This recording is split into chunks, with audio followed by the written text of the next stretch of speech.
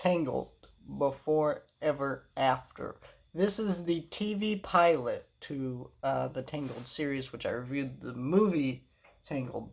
Um, and now I'm going to be reviewing the series, but I had to start with the TV movie because it sets up the series, which it's very awkwardly placed on Disney Plus because it's its own tab, and so if you didn't know this was part of the series, you'd be very confused about a lot of things. Tangled, the series, is an interesting show because when that show was coming out, I saw the trailers and you see Rapunzel has her long hair. Now, of course, if you've seen the movie, she cuts it at the end of the movie. So when you're watching that trailer, and it was also weird because they had a trailer for Mother Gothel. She was going to be in it, and it was like, what? And spoilers for that in the next episode, but or is it the next episode? I don't remember, but she's in it for like a second, and it's a dream sequence. It's not even real. So you're watching these trailers, and you're thinking, "Wow, this is like most Disney cartoons based on their movies, or like most cartoons based on theatrical films, where they're not very good. They are mildly amusing at times. Some of them can be fun, but they don't make sense if you put them in continuity with the movie. Well, this is different because as much as I watched those trailers and I was like, whatever. And I saw a few episodes as this show was airing. It was fine for the most part, but I really underestimated this series because I grew to like it more and more over time. The music is just as good. All the original voice cast comes back for this movie and the series, and it's great. This movie basically takes place after the series. We have Cassandra, we meet Cassandra, who's a new character that we don't know much about, and she is the lady in waiting for Rapunzel. So that's that character, and we seem to learn more and more about her.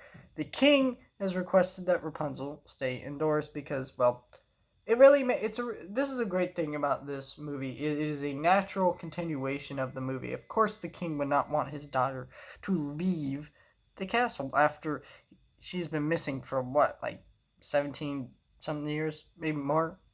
I don't remember exactly how long it was, but you know what I mean. Like that's kind of awkward, and so.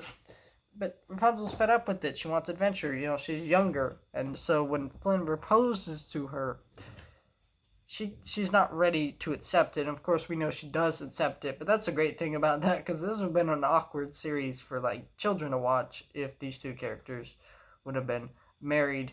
Like, it's okay for other characters in shows like this to be married, but main characters, it's kind of awkward, right? Because why would a kid want to watch that, right? But yeah, I think this is a great conflict, and you see these characters grow, and it's just such a natural continuation of the show. It's got great animation, and it just really works at continuing the show. The only thing I don't like about this TV movie is the villain. The villain's very weak. It's a very one-off villain that kind of has a really weak motivation, and she just kind of comes in. She's set up throughout the movie, but she just takes away from the main plot. I get that they had to have a villain. I think this TV movie was just a little bit too long, and maybe should have just been condensed down to be an episode of the show, because it also just makes it confusing when this is on Disney Plus and people are like, oh, I want to watch this show, but they don't know that there's a TV movie that they're supposed to watch that sets up the events of the show before they watch the show. So they're sitting there watching episodes of the show and like, what's happening? Why does she have her hair? What's happening? And I think this is I still think it's a great pilot to the series, and I think if you've never seen the show and you really like the movie, it's definitely worth watching. And I'm going to be covering episode each Sunday, and tomorrow I'll be start covering Big Hero 6, the series. So if you're interested in any of those things, stay tuned, subscribe to this channel, and yeah.